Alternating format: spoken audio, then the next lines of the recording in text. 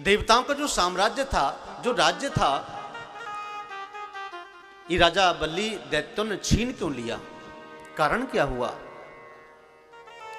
आदरणीय सुखदेव कहते हैं, राजन, उसका कारण यह है, जिस समय देवताओं ने और दैत्यों ने मिलकर के समुद्र मंथन किया, समुद्र मंथन करते करते करते करते विष निकला तो भगवान शिव पी गए और कुछ जहर नीचे गिर गया तो उससे जहरीले जीव जंतु, सांप छिपकली आदि नेवले पैदा हो गए। और उसके बाद धन्वंतरी जी निकले, कुंभ कलश लेकर के वो कुबेर जी को दे दिया और 14 रत्न निकले, अमृत का कलश निकला। तो अमृत को, कलश को लेकर के देवता दैत्य भागने लगे। देवताओं ने भगवान की प्रार्थना की, भगवान श्री नारायण मोहिनी रूप धारण करके सुंदर रूप बना करके आए, स्त्री का रूप बनाया। तो दैत्य उस स्त्री पर मोहित हो गए।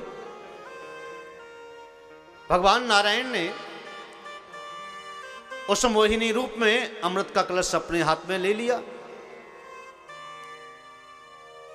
और दैत्यों को समझा दिया कि देखो, इस अमृत को पीने वाला अमर हो जाएगा, लेकिन जो शांति से पंक्ति में बैठ जाएगा उसको अमृत पिलाया जाएगा। अगर हबड़ा तबड़ी करेंगे, छीना झपटी करेंगे तो फिर ये ठीक नहीं होगा। छीना झपटी के चक्कर में तो 4 जगह अमृत गिर गया था जहां कुंभ लगता है। इतना बड़ा भयंकर छीना झपटी का माहौल हुआ। दैत्य कहते कि नहीं, इसको हम पिएंगे, और देवता कहते कि नहीं, अमृत को हम पिएंगे, और जो पी लेगा वो अमर हो जाएगा। जहां जहां छीना झपटी हुई कुंभ की, अमृत की, वहां वहां कुछ कुछ अमृत छलक गया। वहां आज भी 4 साल के बाद, हर 4 साल के बाद में कुंभ लगता है। उस समय अमृत के कण बिंदु उस सरोवर में, उस नहर में, उस गंगा में, उस सरोवर में प्रादुर्भाव होते हैं। अमृत का कण, अमृत मिलता है। और उन तिथियों पर हरिद्वार, प्रयाग, नासिक और उज्जैन, ये 4 जगह पर छीना झपटी हुई, अमृत गिर गया। फिर वहीं पे ही हर साल के बाद, हर 12 साल के बाद एक स्थान पर कुंभ लगता है। धोखे से मोहिनी भगवान श्री नारायण ने देवताओं को अमृत पिलाया। तो देवताओं के बीच में ही राहु जो ग्रह था, दैत्य, ये बड़ा चालाक था। तो देवताओं की पंक्ति में बैठ गया। वह भी सूर्य और चंद्रमा के बीच में बैठा।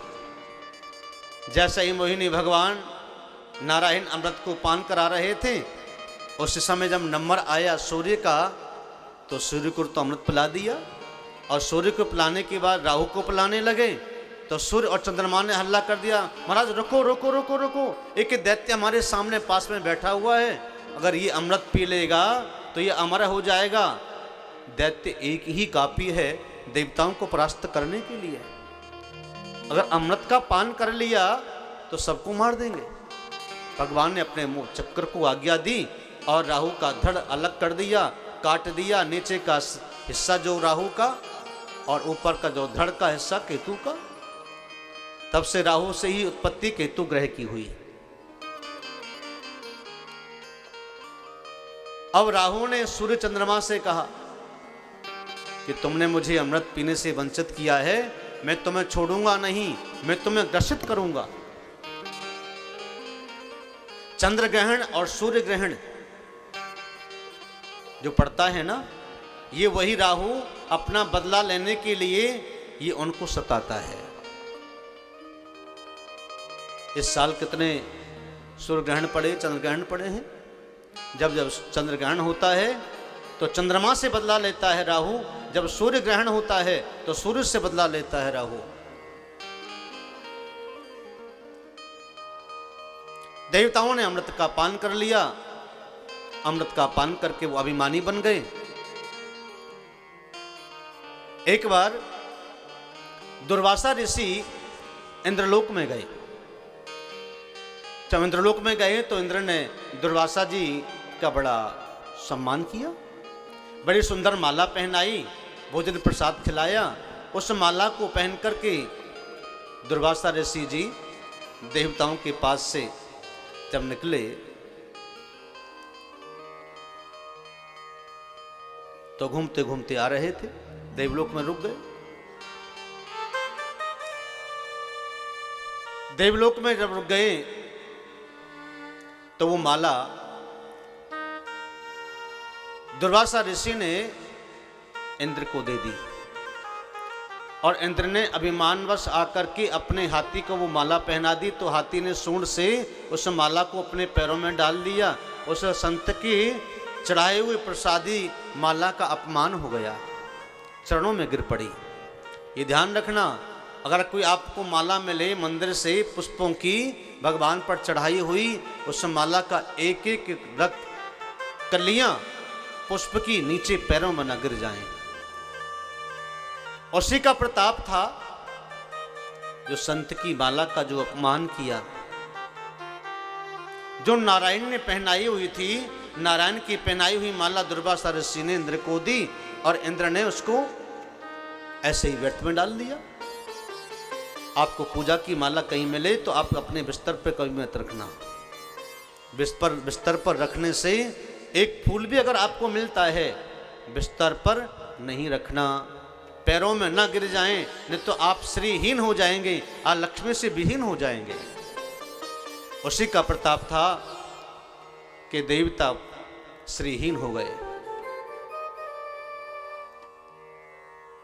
और देवताओं ने ध्यान दिया नहीं। दैत्य जो हैं अपने गुरु की बहुत पूजा करने वाले हैं, गुरु में श्रद्धा आस्था रखने वाले हैं और गौ की सेवा करने वाले हैं। जो गुरु और गौ की सेवा करता है उसे त्रिलोकी में कोई रोक नहीं सकता, उसका कल्याण अवश्य होता है। उस माला के अपमान के कारण से देवता श्रीहीन हो गए और गुरुदेव शुक्राचार्य ने कह दिया कि जाओ